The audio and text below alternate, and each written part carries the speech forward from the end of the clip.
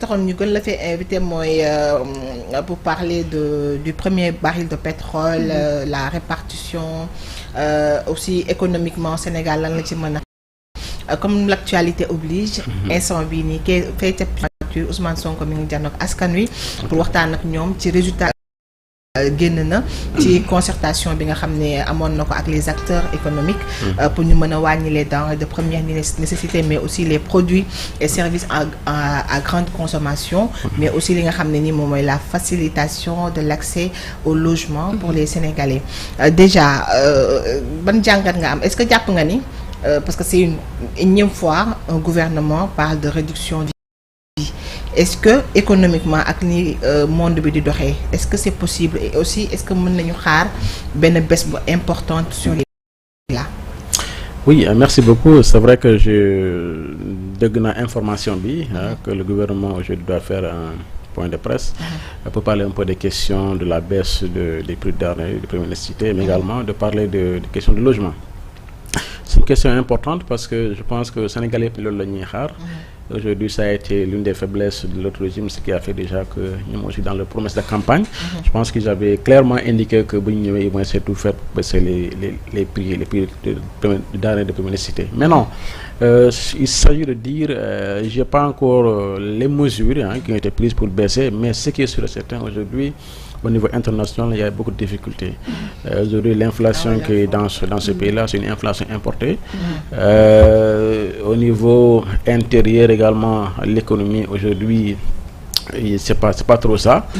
Maintenant, l'État a toujours des leviers, comme je dis souvent, a toujours des leviers pour vraiment pouvoir baisser les prix des denrées de première nécessité. Mais j'aimerais bien avoir les éléments et pouvoir bien commenter vraiment ce qu'il a exactement qu'il en était. Mais je suis surtout heureux vraiment de voir que les gens pensent toujours à la population, parce qu'aujourd'hui, beaucoup de choses, surtout à la veille de cette fête de Tabaski, je pense que ce serait excellent qu'on puisse vraiment procéder à ces baisses-là pour que le Sénégal lambda puisse en bénéficier. Alors, bu ñu waxee denrées de première nécessité, on passe à l'huile, au riz, oignon, pommes de terre peut-être. Sucre, oui. Est-ce que nan nga jàppee ne état mën na ko def pour wàññi prix, parce que tamit il faut dire que les facteurs, il y en a beaucoup. Am na importation bi, am na mbay mi fii, fan la état mën a jaar selon vous pour wàññi prix? Oui, souvent c'est les taxes qui sont imposées au prix. L'État peut passer par ces leviers-là, baisser les taxes, et ça va avoir un impact sur les prix. Et forcément maintenant dans les discussions, quand l'État baisse ces taxes, ça veut dire c'est de la renonciation à des revenus internes, et dire maintenant bon l'État vraiment donc tey taxes yoo xamante ne dañ koy imposer par exemple ci prix de kii ci marchandises yi bu ko État renoncer.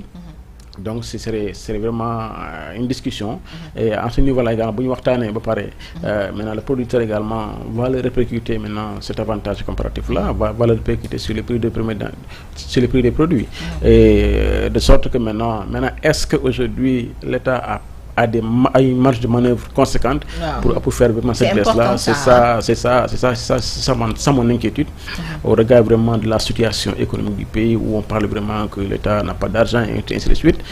Et ce serait une bonne chose de le faire, mais jusqu'à quel niveau l'État peut aller pour faire cette baisse-là? Parce que je rappelle qu'il y avait des prix qui ont été homologués, mais il y a eu des difficultés quand même dans le suivi du respect de ces mesures-là.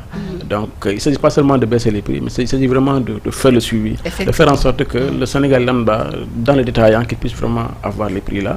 Donc je pense que si on parvient à mettre en place tout un ensemble de systèmes, on pourra vraiment valablement aller vers ça. Ça vraiment c'est les questions de subvention, c'est la renonciation à des taxes qui pourront vraiment aider l'État à baisser les prix.